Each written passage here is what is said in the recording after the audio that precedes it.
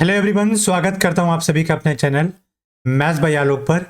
उम्मीद करता हूं कि आप सभी लोग स्वस्थ होंगे और आप सबकी प्रिपरेशन बहुत ही बेहतरीन तरीके से चल रही होगी।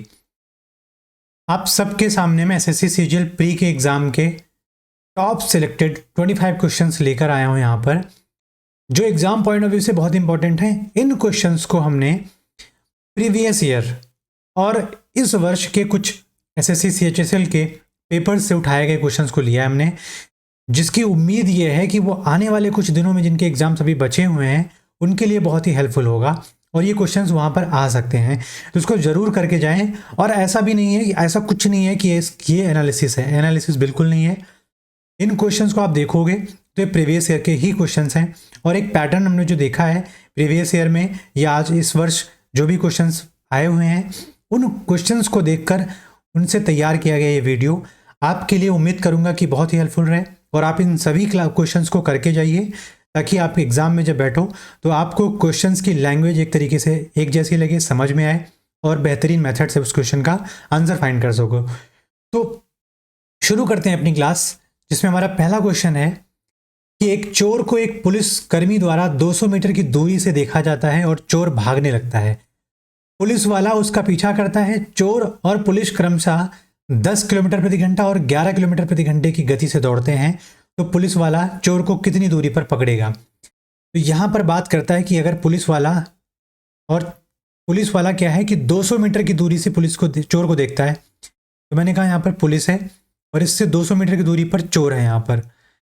तो अगर चोर 200 मीटर की दूरी पर है तो वो आगे इस तरफ भाग रहा है और पुलिस यहाँ से भागना शुरू करेगी, तो एक ऐसा टाइम आएगा कि ये दोनों एक दूसरे को मीट करेंगे या पुलिस जो है चोर को पकड़ लेगी। तो जाहिर सी बात है कि उनका समय एक जैसा होगा, समय समान होगा। अगर टाइम इक्वल है तो उनका स्पीड का रेशियो उनके डिस्टेंस के रेशियो के इक्वल हो जाएगा। तो speed of police and speed of चोर अगर देखा जाए तो S1 S2 का रेशियो यहाँ से क्या आ जाएगा 11:10 का, और यही रेशियो यहाँ पर डिस्टेंस दोनों के द्वारा ट्रेवल किया हुआ जाएगा। तो 11:10 का इनका डिस्टेंस का रेशियो आ जाएगा। क्योंकि यहाँ पर टाइम इक्वल है तो डिस्टेंस और स्पीड का रेशियो सेम हो जाएगा दोनों के लिए। तो आप देखेंगे कि पुलिस 11 यूनिट जाएगा और चोर 10 यूनिट जाएगा। तो इसका मतलब गैप कितने यूनिट का है, यहाँ पर 1 यूनिट का है गैप, और इस 1 यूनिट की वैल्यू क्वेश्चन में दे रखी है 200 मीटर। अगर 1 यूनिट की वैल्यू क्वेश्चन में 200 मीटर है तो पुलिस इस पॉइंट से 11 यूनिट के जाने के बाद ही चोर को पकड़ेगा। तो टोटल जो डिस्टेंस ट्रेवल करेगा पुलिस वो कितना करेगा भाई 11 गुणे 200 मीटर, तो आ जाएगा 2200 मीटर, या हम कह सकते हैं 2.2 किलोमीटर। इस क्वेश्चन का बी ऑप्शन हो जाएगा राइट आंसर। बहुत ही आराम से करेंगे, बहुत ही बेहतरीन तरीके से करेंगे हम, बहुत ही शॉर्ट मेथड से करेंगे हम क्वेश्चंस को। अगला क्वेश्चन है, कहता है कि एक आदमी के पास 1 रुपये, 2 रुपये और 5 रुपये के सिक्कों में 320 रुपये हैं। प्रत्येक मूल्य वर्ग के सिक्कों की संख्या बराबर है, तो उसके पास सिक्कों की कुल संख्या ज्ञात कीजिए। 1 रुपये का सिक्का, 2 रुपये का सिक्का और 5 रुपये का सिक्का, अगर वहाँ पर तीनों सिक्के की क्वांटिटी बराबर है तो उनकी वैल्यूज़ क्या हो जाएंगी भाई। मैंने कहा यहाँ पर अगर मैं मान लेता हूँ 1 यूनिट थी, इसकी 1 यूनिट, इसकी 1 यूनिट, तो 1 रुपये की क्वांटिटी, 2 रुपये की और 5 रुपये की, 5 2 7 और 1 8, टोटल 8 रुपये का वहाँ पर उसके पास सारे सिक्कों को मिलाकर यूनिट है, क्वांटिटी है या अमाउंट है। तो यहाँ पर टोटल क्वेश्चन में कितना दे रखा है 320 रुपये। कितना गुने है भाई 40 गुने है। तो अगर 1 यूनिट मतलब वहाँ पर क्वांटिटी है उसका 1 रुपये, 1 यूनिट क्वांटिटी उसका 2 रुपये, 1 यूनिट क्वांटिटी उसका 5 रुपये, मिलाकर 8 रुपये हो रहा है, जो कि 320 है। तो इसका मतलब है 1 यूनिट की वैल्यू यहाँ पर कितनी हो जाएगी भाई 40। 1 यूनिट की वैल्यू अगर 40 हो जाएगी तो हर जगह आप देखोगे 1 यूनिट लिया गया था, तो हर जगह सिक्कों की संख्या अगर बराबर थी 40 40 और 40, तो टोटल सिक्के वहाँ पर कितने हो जाएंगे 120 सिक्के वहाँ पर हो जाएंगे। इस क्वेश्चन का जो राइट आंसर हो जाएगा डी ऑप्शन करेक्ट आंसर हो जाएगा इसका, ठीक है। अगला क्वेश्चन कहता है एक दुकानदार एक वस्तु को उसके अंकित मूल्य पर 10% छूट देता है, छूट पर बेचकर 17% का लाभ अर्जित करता है। तो अगर अंकित मूल्य उसका 10%, अंकित मूल्य पर 10% की छूट का मतलब हो गया कि मार्क प्राइस पर 10% की छूट, मतलब 10 की वस्तु को 9 पर बेचेगा और उसको बेचकर 17% का लाभ अर्जित करता है। 17% का मतलब हो गया कि अगर वस्तु 100 की रही होगी तो वो 117 में बेचा होगा, मतलब सेलिंग प्राइस यहाँ पर दे रखा है, यहाँ पर कॉस्ट प्राइस। लेकिन पहले रेशियो में आप देखोगे तो 9:10 का selling price cost mark price का रेशियो है और दूसरे में सेलिंग प्राइस 117 है। तो मतलब अगर 9 को मैं 117 बनाने जाऊंगा तो यहाँ पर क्या कर सकता हूँ 13 से मल्टीप्लाई। तो आप देखोगे फाइनल रेशियो आ जाएगा कॉस्ट प्राइस, सेलिंग प्राइस और मार्क प्राइस का 117 और 130। अब यहाँ से क्वेश्चन कहता है इसका मूल्य, क्रय मूल्य अगर 480 रुपये है तो वस्तु का अंकित मूल्य ज्ञात कीजिए। मतलब 100 रुपये की वैल्यू दे रखी, 100 यूनिट की वैल्यू दे रखी है यहाँ पर 480 रुपये, मतलब 4.8 टाइम्स है। तो आप देखोगे मार्क प्राइस आपसे पूछा है तो इसका भी 4.8 टाइम कर दो, डेसिमल से 0 उठा दो, 13 8 104, 13 चौके 52 और 10 62 हो जाएगा। तो 624 रुपये उसका मार्क प्राइस आ जाएगा। इस क्वेश्चन का डी ऑप्शन हो जाएगा करेक्ट आंसर। ये सारे के सारे क्वेश्चंस बहुत इंपॉर्टेंट हैं और बहुत ही बेहतरीन तरीके से आप इसको करिए, समझिए और एग्जाम में तब जाइए। अंजना ने सुनील को 3 वर्ष के लिए 7,000 रुपये और सौरभ को 5,000 रुपये 5 वर्ष के लिए साधारण ब्याज पर समान ब्याज दर पर उधार दिए और उसके ब्याज के रूप में दोनों से 5520 रुपये प्राप्त हुए। ब्याज की दर ज्ञात करना है यहाँ पर आपको। तो यहाँ पर उनके प्रिंसिपल का रेशियो आप देखो, तो यहाँ पर अगर प्रिंसिपल का रेशियो देखा जाएगा तो 7:5 का है। 7 की वस्तु को अगर 3 वर्ष के लिए 8% की रेट से दिया जाता है तो और इधर भी 5 यूनिट की वस्तु को 5 वर्ष के लिए 8% की रेट से दिया जाता है तो 21 आर यहाँ से आ जाएगा और 25 आर यहाँ से आ जाएगा। ठीक, अब आप देखेंगे ये जो है यहाँ पर 21 आर और 25 आर परसेंट में है, 21 आर और 25 आर परसेंट में है। तो यहाँ पर आप देखोगे 1000 से हमने डिवाइड किया, इसको ध्यान में रखिएगा आप सभी लोग। तो इसका मतलब टोटल जो इंटरेस्ट एसआई यहाँ से आ जाएगा, दोनों जगह से मिलाकर आप देखोगे 5 वर्ष और 3 वर्ष के बाद तो आ जाएगा 46% अब यहाँ पर 46% की वैल्यू क्वेश्चन में दे रखी है 5520 रुपये। लेकिन ये 46% आप 1000 को डिवाइड करने के बाद देखे थे तो इंटू में क्या कर देंगे भाई, यहाँ पर 1000 कर देंगे, इंटू में क्या कर देंगे 1000। तो यहाँ से आप देखोगे R% का, अगर मैं R% में आप हटाओगे परसेंट को तो R/100 लिख दोगे, 100 से 0 कट जाएगा तो 46 R गुणे 10 आ जाएगा और 10 से 0 को हम हटा सकते हैं तो R बराबर यहाँ से कितना आ जाएगा 552/46। 46 एकम 46 और 9 46 दूना 92 तो 12% इस क्वेश्चन का रेट ऑफ इंटरेस्ट आ जाएगा जो कि हमारा सी ऑप्शन हो जाएगा करेक्ट आंसर। आप ध्यान रखिएगा प्रिंसिपल में जो चीज़ आप डिवीजन कर रहे हो वो आखिरी में आके मल्टीप्लाई हो जाएगी। अगला क्वेश्चन कहता है कि 5 सेंटीमीटर त्रिज्या वाले एक वृत्त के एक छोटे खंड की परिधि 15.5 सेंटीमीटर है तो लघु क्षेत्र का क्षेत्रफल ज्ञात कीजिए। तो पहली बात, अगर माइनर सेक्टर के पेरीमीटर की बात करेंगे, यहाँ पर पेरीमीटर ऑफ माइनर सेक्टर की अगर बात करते हैं तो दे रखा है 15.5 सेंटीमीटर। अब माइनर सेक्टर का अगर पेरीमीटर दिया हो तो उसका मतलब उसमें रेडियस, दोनों रेडियस आ जाएंगे तो यहाँ पर 2r आ जाएगा प्लस चाप की लंबाई, तो चाप की लंबाई को यहाँ से L से डिनोट कर दे रहे हैं तो 15.5 सेंटीमीटर आ गया टोटल। अब r की वैल्यू क्वेश्चन में 5 सेंटीमीटर दी है तो 5 दूनी 10 उधर जाके माइनस हो जाएगा तो चाप की लंबाई यहाँ से आप लिख सकते हो यहाँ पर लेंथ ऑफ आर्क। ठीक, लेंथ ऑफ आर्क कितना है, L के रूप में उसको डिनोट किया गया है तो 15.5 से आप 5 दूनी 10 को माइनस करोगे तो 5.5 सेंटीमीटर आ जाएगा।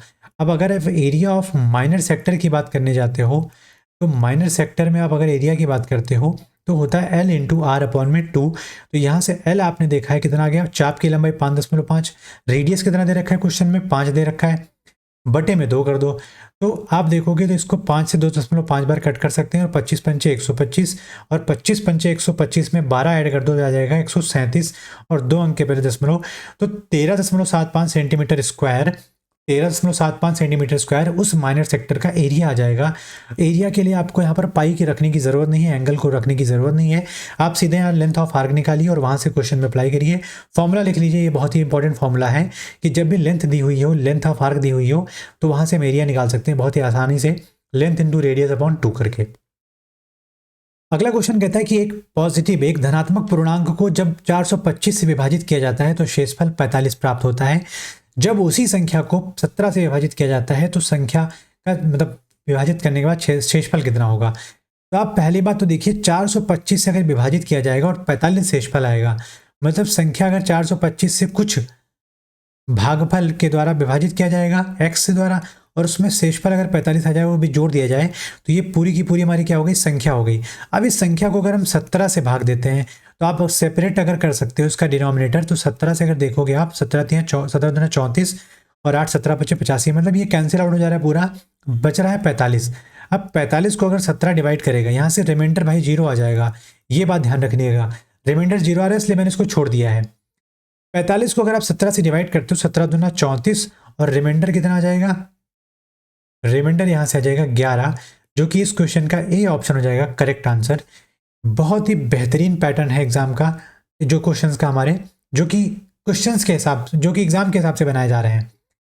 अगला क्वेश्चन है कि a plus B plus C बराबर 6 है, तो A cube plus B cube plus C cube minus 3abc बराबर 126 है। Then the find the value of A B plus B C plus C A. तो यहाँ से आप देख लीजिए जीरो पुटिंग या एलिमिनेशन मेथड, जो अलजेब्रा का एकदम रीढ़ की हड्डी मान के चलो। तो यहाँ से अगर आप देखोगे दो इक्वेशन हमारे पास, तीन अननोन है, तो अगर किसी एक वैल्यू को अगर हम यहाँ पर जीरो कर देते हैं, मैंने कहा सी को जीरो कर दो, तो सी को जीरो करते पहले इक्वेशन से जीरो गायब हो गया, यहाँ से जीरो गायब हो जाएगा और ये भी जीरो हो जाएगा। तो आप अगर देखो a प्लस बी बराबर है 6 और a cube plus B cube बराबर है 126, तो आप इस क्वेश्चन में पहले क्वेश्चन को देखकर ये कह सकते हो कि 1 प्लस 5 बराबर 6 होता है, और 1 का क्यूब और 5 का क्यूब को अगर जोड़ोगे 126 आ जाएगा। ये प्रैक्टिस से आता है, ऐसा नहीं कि रट्टाफिकेशन से आएगा, ये प्रैक्टिस से आएगा कि आप देख के बता सकते हो कि क्यूब में दो वैल्यूज़ क्या आ जाएंगी और या सम में उनकी वैल्यूज़ क्या आ जाएंगी। तो यहाँ से आप देखेंगे कि इस क्वेश्चन में बी सी की वैल्यू जीरो हो जाएगी, सी ए की वैल्यू जीरो हो जाएगी, क्योंकि सी हमने जीरो मान लिया है। तो क्वेश्चन में अगर ए इंटू बी फाइंड करने को बोल रहा है तो 1 गुणे 5 बराबर फाइंड कर सकते हैं 5, इस क्वेश्चन का राइट आंसर हो जाएगा सी ऑप्शन। और आगे बढ़िए, पलक झपकते हुए आंसर फाइंड कीजिए यहाँ पर, आगे बढ़िए। अब आप इसको फॉर्मूले से अप्लाई करके सॉल्व करोगे तो 5 ही आंसर आने वाला है। आप जाके बैठ के आराम से करिएगा, वो सिर्फ टाइम टेकिंग क्वेश्चंस होते हैं, उसमें कोई फायदा नहीं है। ऐसे मेथड्स को अप्लाई मत करिए जो आपका एग्जाम में टाइम खा जाए। अगला क्वेश्चन कहता है कि 1000 मीटर की एक रैखिक दौड़ में ए बी को 50 मीटर या 5 सेकंड से हराता है।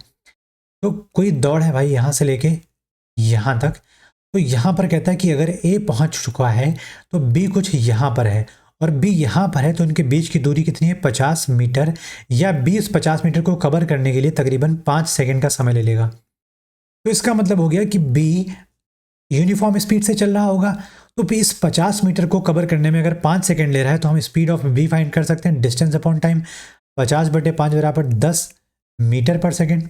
ठीक, फिर what is the difference between the speed of A and B. तो यहाँ से कहता है कि ए और बी के गति के बीच का अंतर फाइंड करना है आपको, ए और बी के गति के बीच का अंतर फाइंड करना है आपका।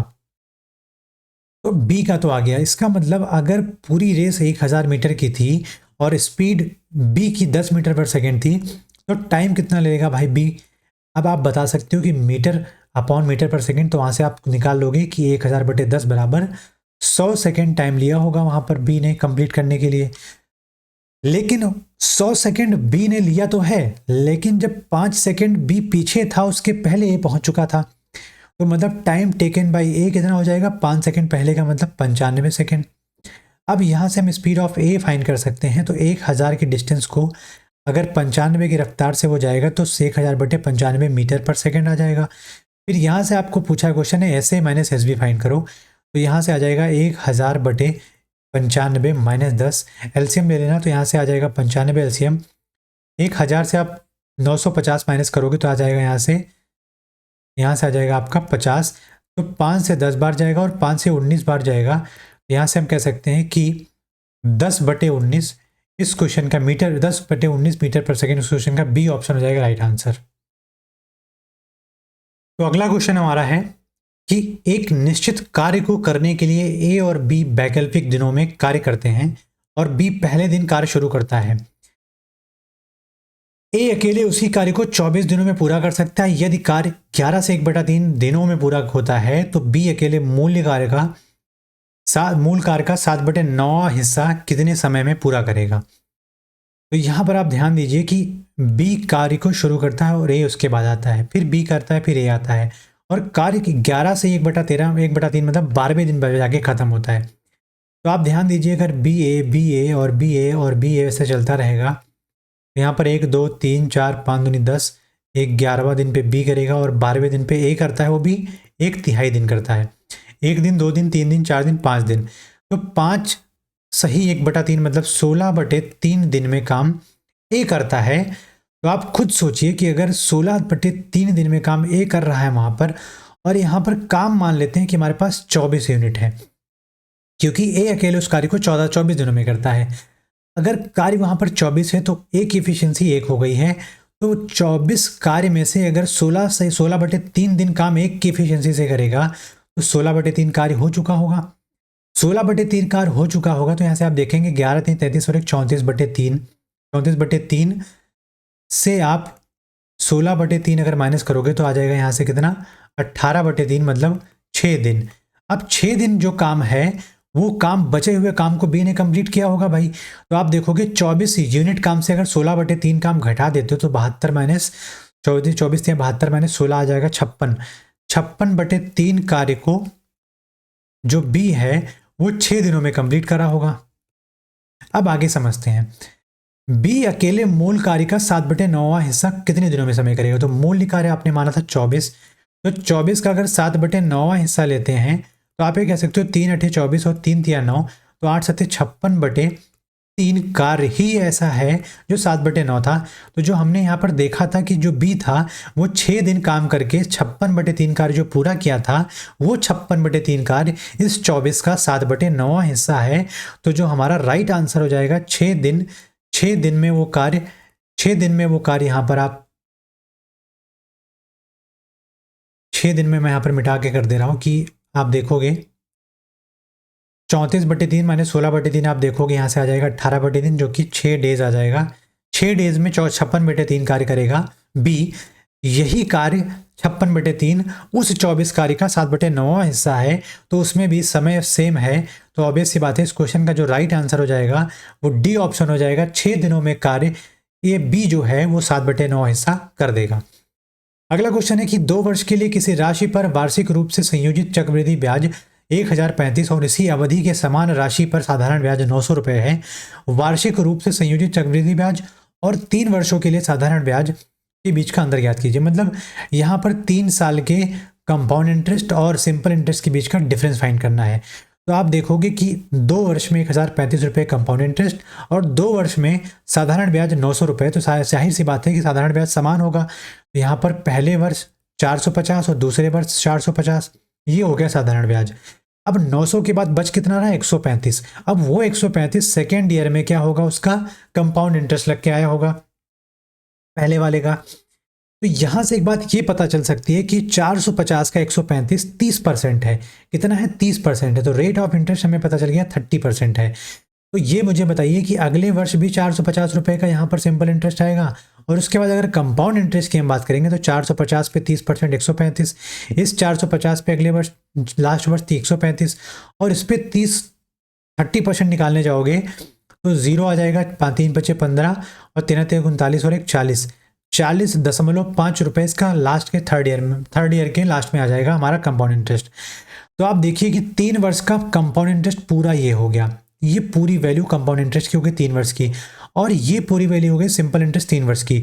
अगर इस 3 वर्ष के कंपाउंड इंटरेस्ट से 3 वर्ष का सिंपल इंटरेस्ट ये माइनस कर देते हो तो बचा अमाउंट हमारा कितना, हमारे पास यहाँ से हमारे पास ये अमाउंट बच जाएगा 3 साल के कंपाउंड इंटरेस्ट और सिंपल इंटरेस्ट के बीच का अंतर। तो यहाँ से 3 ईयर्स का CI माइनस 3 ईयर का अगर SI हम फाइंड करेंगे तो आप कह सकते हो 135 को 3 बार जोड़ोगे तो 3 बचे 15, 13 39 और 1 40, और इसमें आप ऐड कर दोगे 40.5।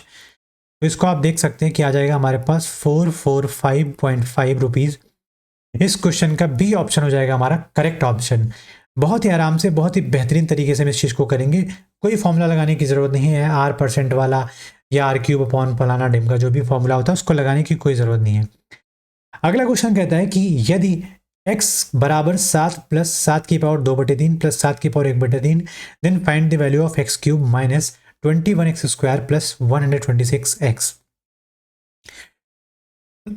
तो यहां से आप समझ जाइए कि जो x³ minus 21x square plus 126x दिया हुआ है, ये कुछ नहीं दिया हुआ है। इस वैल्यू का अगर आप क्यूब करके वैल्यू फाइंड करते हो तो यहाँ से अगर हम कहते हैं a³ plus b³ plus c³ minus 3abc बराबर जो हमारे पास फॉर्मूला होता है a+b+c वाला, उस चीज़ को अगर यहाँ पर अप्लाई करोगे तो यही वैल्यू जो यहाँ पर लिखी है x³ - 21x + 126x आ जाएगा। और यहाँ पर a 7, b 7 और c 7 है, तो यहाँ पर आप देख सकते हो कि 7 की पावर मतलब ये वैल्यू हो जाएगी 7 की पावर 3 प्लस 7 की पावर 2/3 की पावर 3, तो 7 की पावर 2/3 की होल पावर 3 प्लस 7 की पावर 1/3 की होल पावर 3 माइनस 3 × 7 × 7 की पावर 2/3 × 7 की पावर 1/3। अब आप इसको सॉल्व करेंगे तो 343 आ जाएगा पहले से, 3 से 3 कैंसिल आउट हो जाएगा, 7 7 49 आ जाएगा, प्लस 3 से 3 कैंसिल 7 आ जाएगा, यहाँ से माइनस 7 की पावर 2/3 7 की पावर 1/3 का मतलब होता है इसका अगर पावर जोड़ोगे तो 1 आ जाएगी पावर, क्योंकि 3/3 1 हो जाएगी। तो 3 7 21 और 7 कितना हो जाएगा 147, 7 7 49 दिए 147। तो अगर आप देखोगे तो इसको हटा के मैं 140 कर सकता हूँ यहाँ पर, और उसमें 49 अगर आप जोड़ देते हो तो 9 3 11 9 3 12 और 34 और 4 38 और 1 39 आ जाएगा, -140 अगर करोगे तो यहाँ से आ जाएगा 252। इस क्वेश्चन का हमारा फर्स्ट ऑप्शन हो जाएगा करेक्ट ऑप्शन।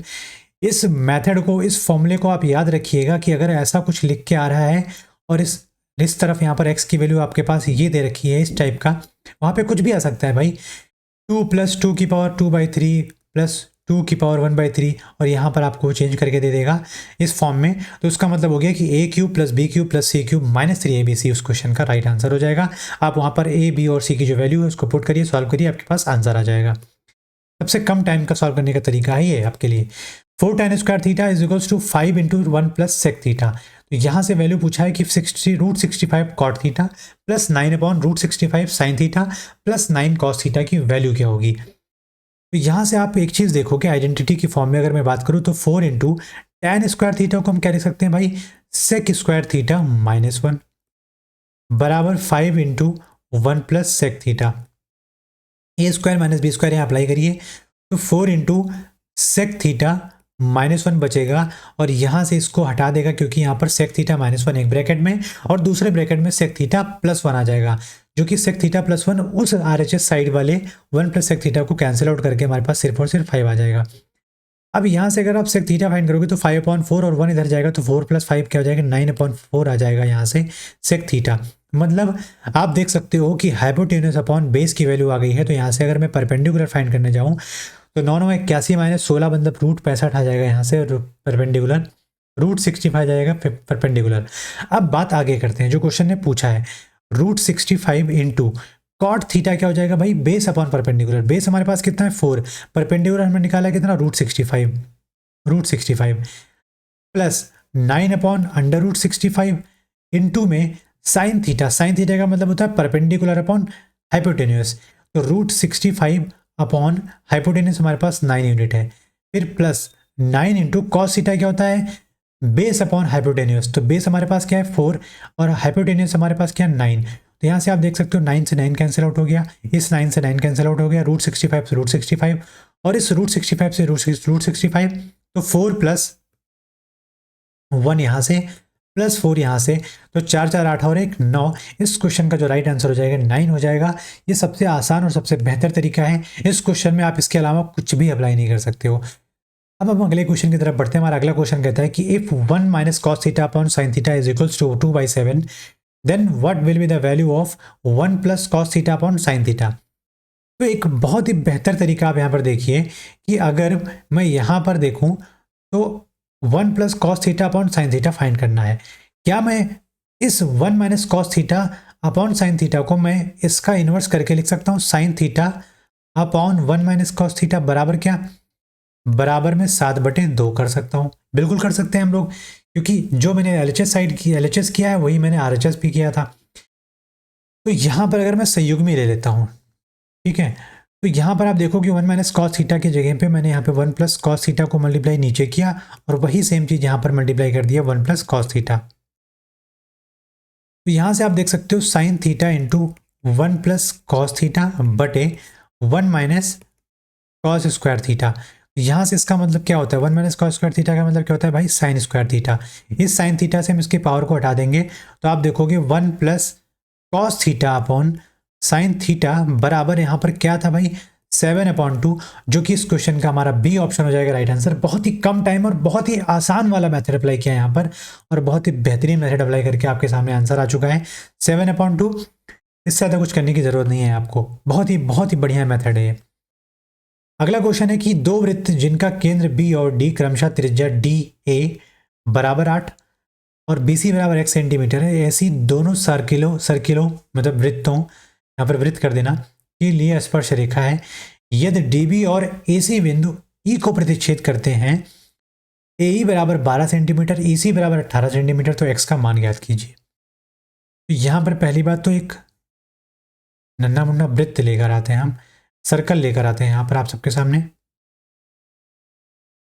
और एक सर्कल में यहाँ पर और लेके आता हूँ, एक सर्कल में और ले आता हूँ यहाँ पर।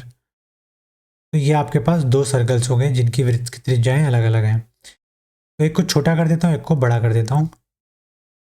तो आप देख सकते हैं यहाँ से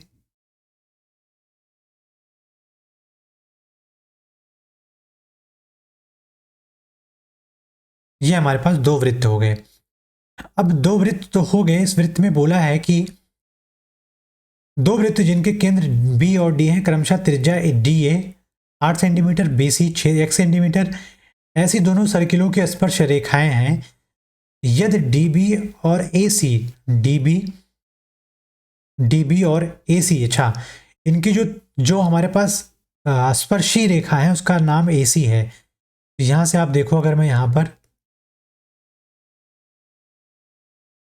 एक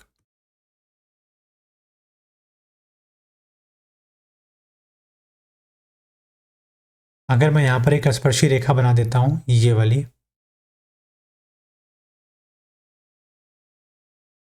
और एक इसको मैं मिला देता हूं इधर,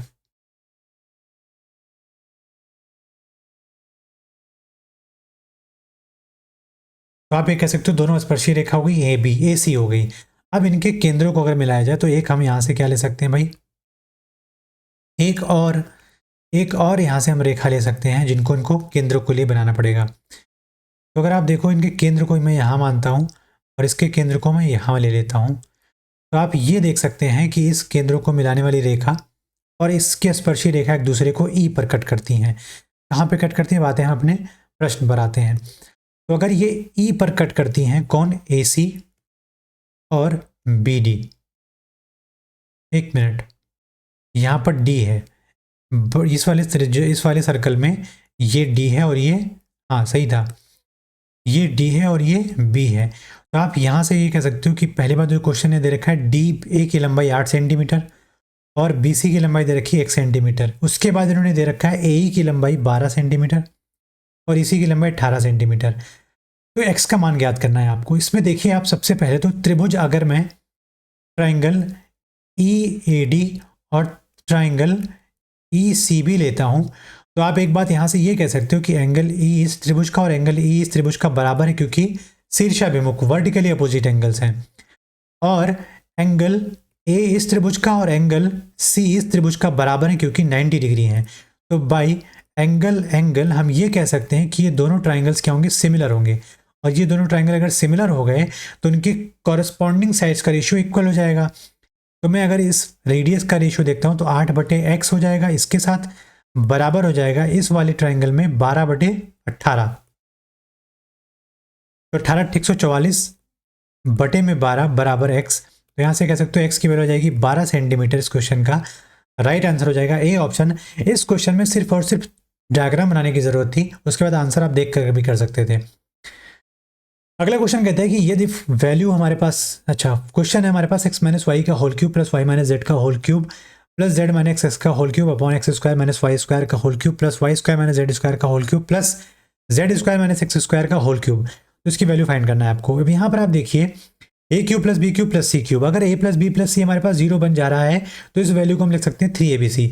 अब आप देखेंगे X minus Y plus Y minus Z plus Z minus X, मतलब A plus B plus C को आप देखो तो वाई से वाई, जेड से जेड और एक्स से एक्स कैंसिल हो जाने के बाद आप देखोगे 0 आ गया। तो यहाँ से अगर आप देखोगे दूसरे वाले में X square minus Y square plus Y square minus Z square plus Z square minus x square, तो ये Y square zero, Z square zero, X square zero, तो यहाँ पर जीरो जीरो आ रहा है, तो इसका मतलब हमारा पास न्यूमरेटर में लिखी वैल्यू को हम लिख सकते हैं 3abc, तो 3 into x minus y into x plus sorry y minus z into z minus x, और डिनोमिनेटर में लिखी वैल्यू को हम लिख सकते हैं 3 into x square minus Y square minus Z square और z square minus x square, तो यहाँ से 3 से 3 काट कर दो। अब A square minus B square का फॉर्मूला अप्लाई कर दो, A minus B into A plus B आ जाएगा, X minus Y minus Z और जेड माइनस एक्स न्यूमरेटर में अपॉन डिनोमिनेटर में हो जाएगा एक्स माइनस वाई एक ब्रैकेट में, एक्स प्लस वाई दूसरे ब्रैकेट में। ऐसे ही यहाँ पर वाई माइनस जेड और वाई प्लस जेड दो ब्रैकेट में, जेड माइनस एक्स और जेड प्लस या जेड प्लस एक्स आ जाएगा यहाँ से। तो आप एक्स माइनस वाई से x minus Y minus z से y minus z, z minus x से जेड माइनस एक्स कट कर दोगे, तो आपके पास जो राइट आंसर आ जाएगा वो आ जाएगा 1 upon X plus Y plus Z और जेड प्लस एक्स। इस क्वेश्चन का हमारे पास डी ऑप्शन होना चाहिए। डी ऑप्शन हमारा क्या हो जाएगा, करेक्ट आंसर इस क्वेश्चन का 1 upon X plus Y plus Z, Z plus X. अगला क्वेश्चन कहता है कि यदि एक त्रिभुज एक ABC एक समद्विबाहु त्रिभुज है जिसमें AB बराबर AC है, B के माध्यम से A वृत्त मतलब एक वृत्त मध्य बिंदु AC को छूता है। पहली बात तो यहाँ पर ट्रायंगल फॉर्म करते हैं। एक ट्रायंगल अगर मैं फॉर्म करने जाऊँ यहाँ पर, तो उसके लिए हमें यहाँ पर आना पड़ेगा। हमने क्या कर दिया, एक ट्रायंगल फॉर्म कर दिया, ठीक, ये ट्रायंगल फॉर्म हो गया। और ये ट्रायंगल कैसा है भाई, ट्रायंगल है समद्विबाहु त्रिभुज। अब इसके ऊपर हमें सर्कल बनाना है, और वो सर्कल कैसा होना चाहिए, सर्कल कैसा होना चाहिए,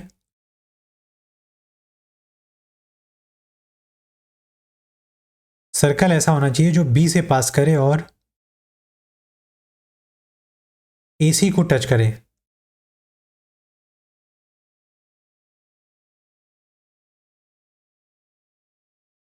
बी से पास करे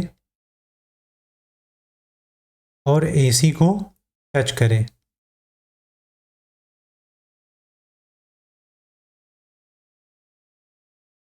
AC के मध्य बिंदु को टच करे ये।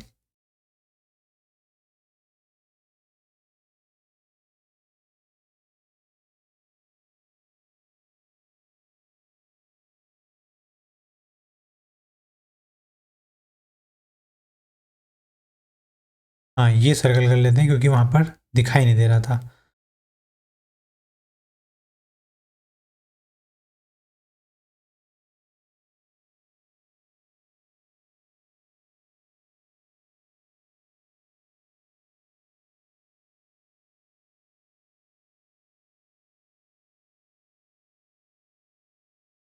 कुछ ऐसा।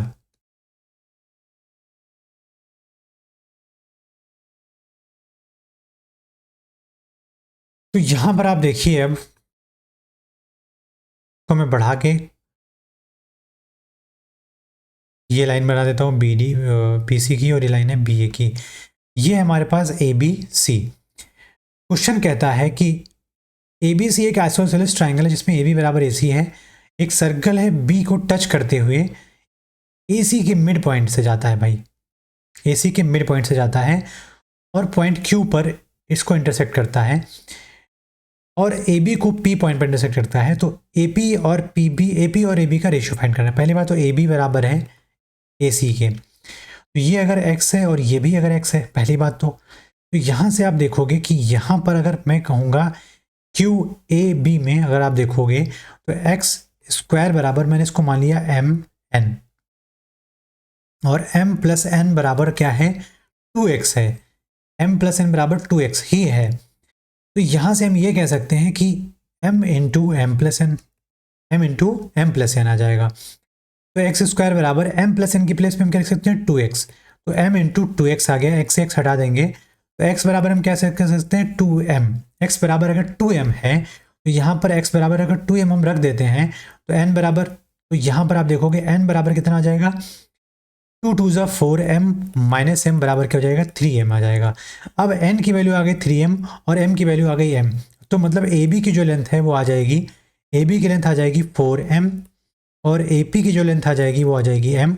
अब क्वेश्चन में आपसे पूछा है कि AP अपॉन AB, तो AP अपॉन AB अगर निकालने जाओगे तो m अपॉन 4m आ जाएगा, m से m कैंसिल आउट हो जाएगा, तो 1/4, मतलब कि इसका B ऑप्शन क्वेश्चन का करेक्ट ऑप्शन हो जाएगा। इस क्वेश्चन में डायग्राम बनाइए, यहाँ पर देखिए आइसोसेलेस ट्राइंगल है, इसकी वजह से mx और x को इक्वल पार्ट में डिवाइड किया क्योंकि Q मिड पॉइंट पे है, वहाँ से बहुत आसानी से चीज़ों को फाइंड कर सकते हैं। और ये वाला जो फॉर्मूला है कि जो स्पर्शी का स्क्वायर बराबर होता है उनकी, यहाँ पर जो प्रतिच्छेदी रेखा होती है उनके बीच में जो रिलेशन होता है उसको हम यहाँ पर लिख दिए हैं और इसको सॉल्व कर लिए हैं, आपके सामने वैल्यू आ गई है।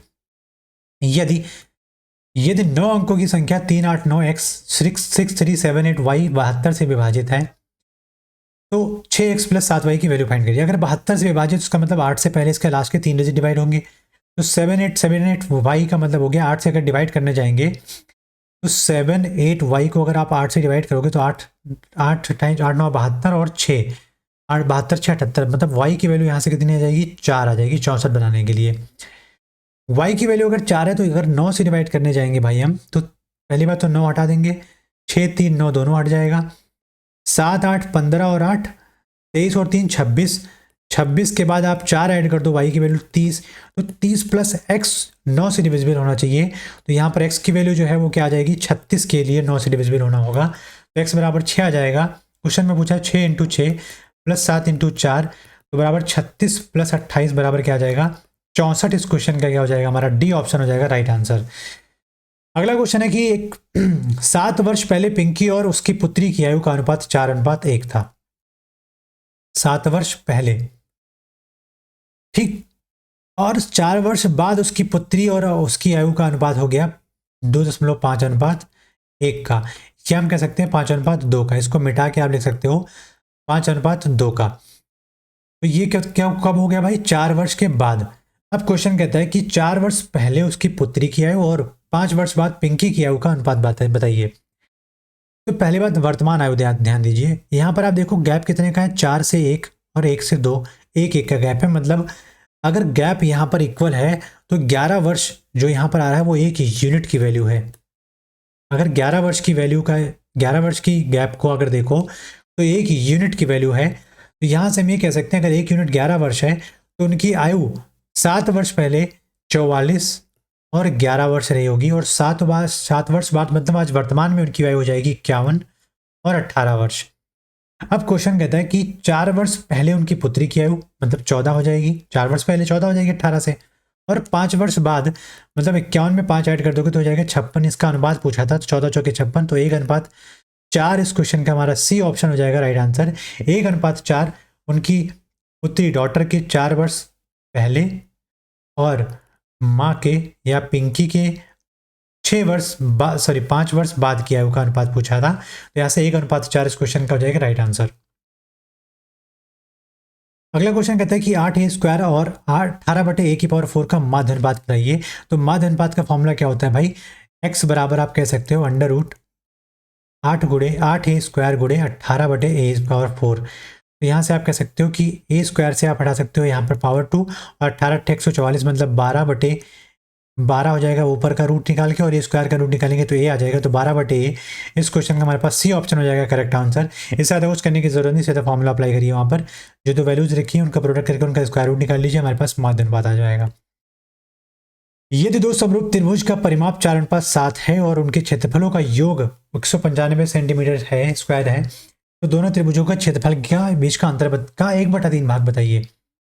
तो पहली बात, अगर दो त्रिभुज सिमिलर हैं, अगर दो त्रिभुज क्या है triangle 1 is similar to triangle 2, तो उनके परिमाप का अनुपात उनकी भुजाओं के अनुपात के बराबर होता है। तो मैं कह सकता हूँ उनकी साइड का S1 और S2 का रेशियो कितना हो जाएगा, परिमाप 1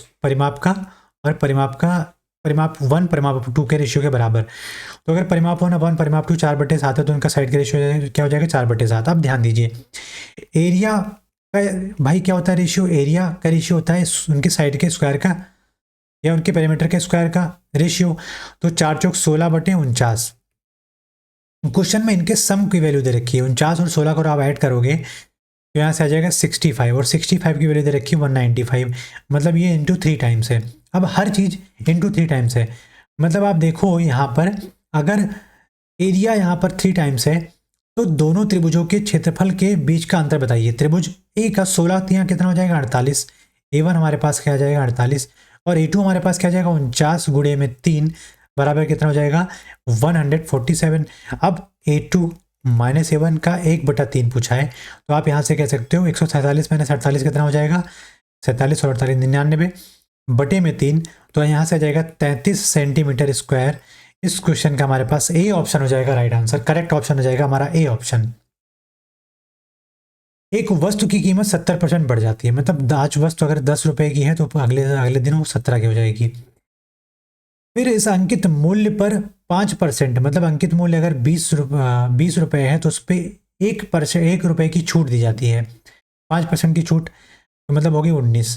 फिर 20% की छूट मतलब 5 की वस्तु को 4 में बेचा गया। यदि कीमत का भुगतान नगद में किया जाता और 20% की अतिरिक्त छूट दी जाती, मतलब 5 की वस्तु को फिर से 4 में बेचा जाए, तो आप देख सकते हो 50 25 दूना 50, 500 की वैल्यू यहाँ पर कितने में बेची जानी पड़ेगी 4 चौक 16 9 144, 16 का नाम 16 14 कितना होता है 30, 304 की। तो क्वेश्चन में कहता है उसका लाभ परसेंट, मतलब ये हो जाएगा सेलिंग प्राइस हो जाएगा, मार्क प्राइस हो जाएगा हमारे पास। कॉस्ट प्राइस निकालने के लिए आप देखो यहाँ पर मार्क प्राइस कितना दे रखा था 17। अब 500 को 17 बनाने के लिए आप देखोगे तो कितना करना पड़ेगा इंटू 0.034 करना पड़ेगा टाइम्स उसका। तो यहाँ पर 304 को भी उतना करना पड़ेगा, तो पहले हम 34 से मल्टीप्लाई कर लेते हैं। तो 4 चौके 16 और 4 3 12, 3 चौके 12 और 3 3 9। तो आप देख सकते हो यहाँ से ऐड करके 6 2 1 3 2 1 3 9 1 10 10 दशमलव लगा दिया मैंने, क्योंकि यहाँ पर 0.034 था। तो इसका मतलब हो गया हमारे पास अगर कॉस्ट प्राइस, सेलिंग प्राइस और मार्क प्राइस, कॉस्ट प्राइस हमारे पास 10 रुपये था, सेलिंग प्राइस हमारे पास आगे 10.336 और मार्क प्राइस हमारे पास 17 था। तो क्वेश्चन में इतना छूट देने के बाद हमें कुछ वस्तु को बेचना पड़ेगा 10.336 रुपये में, और हमारे वस्तु की कॉस्ट प्राइस क्या थी 10 रुपये थी। तो यहाँ से हम कह सकते हैं प्रॉफिट परसेंट अगर निकालना है तो आप देख सकते हो 0.336 गुणे में 100/10, तो 10 से यहाँ पर 110 बार जाएगा, तो हमारे पास प्रॉफिट परसेंट आ जाएगा 3.36%। इस क्वेश्चन का प्रॉफिट परसेंटेज आ जाएगा। सी ऑप्शन इस क्वेश्चन का राइट आंसर हो जाएगा। अगला क्वेश्चन कहता है कि एक बेईमान दुकानदार अपने सामान को सीपी कॉस्ट प्राइस पर बेचने का वादा करता है, लेकिन वह 1 किलो के बजाय 840 ग्राम का वजन उपयोग करता है, उसका लाभ प्रतिशत बताइए। तो 1 किलोग्राम अपने जेब से देता है, मतलब दिखाता है कि देता हूँ, तो 1000 का उसका क्या हो जाएगा मार्क प्राइस, जो दिखा रहा है वही मार्क प्राइस हो जाएगा। लेकिन वो वास्तव में कितना दिया भाई 840 ग्राम वजन की चीज को दिया है, तो मतलब उसका कॉस्ट प्राइस उसके जेब से कितना खर्चा होगा 840 के बराबर के पैसे का। लिया कितना उसने 1000 ग्राम का, तो यहाँ पर आप देखोगे लिया कितना 1000 ग्राम का, दिया कितना 840, तो कितने का गैप हो रहा है 160 का, किस पे 840 पर। तो ये उसका हो जाएगा प्रॉफिट परसेंटेज के लिए क्या करना पड़ेगा इंटू 100। ये हटा दिया 4 से 21 बार और 4 से ये 40 बार, तो 400/21, तो 21 एकम 21 बचा 19 190 और 21 नवैया कितना हो जाएगा 189.0 लगाएंगे, तो हमारे पास अप्रॉक्स वैल्यू का ऑप्शन दे रखा है कुछ आएगा, तो 19% का यहाँ पर क्या हो जाएगा उस क्वेश्चन में उस बेईमान दुकानदार को प्रॉफिट हो जाएगा। अगला क्वेश्चन कहता है कि पाइप ए एक खाली टैंक को 18 घंटे में, पाइप ए उस टैंक को 18 घंटे में और पाइप बी उसी खाली टैंक को 24 घंटे में भर सकती है। यदि दोनों पाइप एक साथ खोले जाते हैं तो खाली टैंक को भरने में उन्हें कितना समय लगेगा। अब यहाँ पर आप देखोगे, यहाँ पर अगर उनकी एफिशिएंसी का रेशियो देखोगे तो 1/18 और 1/24 हो जाएगा। तो 18 दूना 18 चौके 72 और 24 3 72, एफिशिएंसी का रेशियो हो जाएगा 4:3। तो टोटल कैपेसिटी उस टंकी की कितनी हो जाएगा 18 चौके 72 लीटर की अगर टंकी है वहाँ पर, जिसमें से खाली टैंक है अगर 72 लीटर का, तो उसको भरने के लिए इन दोनों को एक साथ लगा दिया जाए तो कितना समय लगेगा आप देखोगे। तो total time by A and B will be what, total efficiency, total capacity कितनी है 72 लीटर की, टोटल एफिशिएंसी कितनी 437 की, तो 10 सही 2/7 घंटे में ये टंकी क्या हो जाएगी भर जाएगी। 10 से 2/7 घंटा, मतलब ए ऑप्शन इस क्वेश्चन का क्या हो जाएगा राइट आंसर हो जाएगा। तो अंकों की हिंदी की परीक्षा में 11 छात्रों ने 78 अंक 78 अंक पाए। उसके बाद 7 छात्रों ने 80 अंक प्राप्त किए और उसके बाद 5 छात्रों ने 82 अंक प्राप्त किए और 2 छात्रों ने 86 अंक प्राप्त किए। हिंदी में औसत अंक ज्ञात कीजिए। तो मैं मान लेता हूँ कि वहाँ पर जो 82 था वो एक एवरेज नंबर था सबके पास। तो आप देखोगे यहाँ पर 82 से कितना कम है भाई, ये 4 कम है, तो -4 गुणे 11 लोग थे ना वहाँ पर, तो -44 कम है। यहाँ पर कितना कम है, 2, तो -2 गुणे 7 मतलब -14 कम है। यहाँ पर क्या था, 0 था तो 0 हो गया। यहाँ पर कितना ज़्यादा है तो +4, तो +4 गुणे 2 क्या हो गया, ये 4 दूनी 8 +8। अब आप देखोगे -44 -14 कितना हो जाता है, -58, और -58 में +8 करते हो तो क्या हो जाएगा, -50। मतलब जो हमने एवरेज माना है 82, उसमें आप देखोगे टोटल कितने बच्चे थे, 11 7 18, 18 और 5 23 और 2 25, 25 बच्चों में अगर 50 नंबर अभी कम है तो इसका मतलब 2 नंबर सब में कम हो गया होगा। तो आप 25 के लिए देखोगे तो कितना आ जाएगा भाई, 2 की कमी करना पड़ेगा, एवरेज हमने माना है। तो -2 करने के बाद आपके पास जो एवरेज आता है वो कितना आ जाता है, 80, जो कि इस क्वेश्चन का डी ऑप्शन हो जाएगा, एवरेज निकालने का बेहतरीन मेथड, बेहतरीन तरीका, कि जिसको आप बिना कैलकुलेशन के, बिना हाई-फाई कैलकुलेशन के, बिना किसी भी पेन पेपर के आप क्वेश्चन को फाइंड कर सकते, सॉल्यूशन को फाइंड कर सकते हो। 80 आपका इस क्वेश्चन का क्या हो जाएगा, राइट आंसर हो जाएगा। अगला क्वेश्चन कहता है कि 4a + 1/5a = 4 है, then find the value of 25a² + 1/16a²। तो यहाँ पर ध्यान दीजिए, जो न्यूमरेटर में वो डिनोमिनेटर में चला गया है, और जो डिनोमिनेटर में था वो न्यूमरेटर में आ गया है। तो यहाँ पर आप देखोगे 4a +